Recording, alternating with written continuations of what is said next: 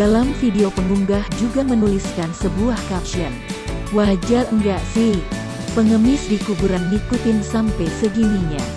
Video tersebut diunggah oleh akun TikTok @dimanabawi diunggah pada Minggu tanggal 28 Maret tahun 2021. Saat dikonfirmasi tribunnews.com, sang pengunggah bernama Dimas Nabawi mengaku video unggahannya itu berada di Astana Anyar, Bandung, Jawa Barat. Dimas mengatakan, awalnya hanya biasa saja jika melihat ada pengemis di sebuah pemakaman. Namun yang membuat Dimas heran adalah jumlah pengemis pada saat itu semakin banyak.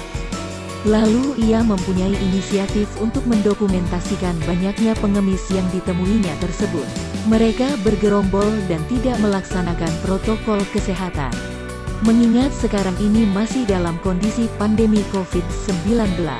Mirisnya, mayoritas pengemis ini adalah anak-anak yang masih belia. Memang ada beberapa orang tua, tapi kebanyakan hanya mengawasi anak-anak tersebut dari kejauhan. Bahkan mereka juga membuntuti peziarah hingga menggedor mobil dan ikut menaiki mobil.